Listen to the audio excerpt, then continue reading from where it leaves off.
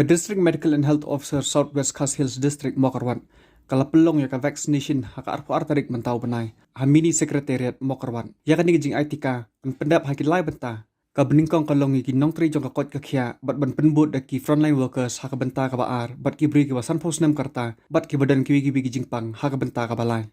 Vaccination, kenang baki beru kin yo alat, namar da fi shim uwe u vaccine, ya utungin hab ap hadu arpu pra sni bafin yo. Di komta ter da pila nang pendap, pinang pendap ti ki beru kin do yo.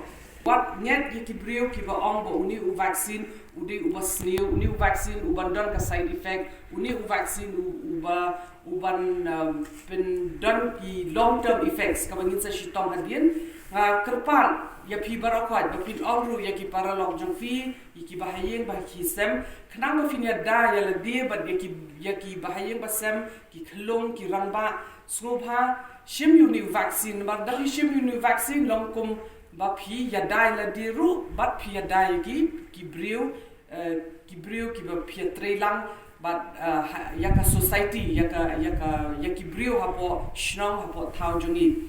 There are some contraindications regarding this vaccine, which include those people who is less than 18 years should not be given this vaccine, and those pregnant lady cannot take this vaccine. Those who still lactating, that means the mother who have a small child who is still lactating, she cannot take this vaccine as of now. And those who's having some acute illness like some eye symptom or cough, fever, they cannot take this vaccine at the moment. And we should also give this message to the people, especially to the young lady or the reproductive lady, that they should not get pregnant within 1 month after getting this vaccination, because up till now the trial is, they have not included the pregnant lady into this trial. So as of now we are considering as a contraindication.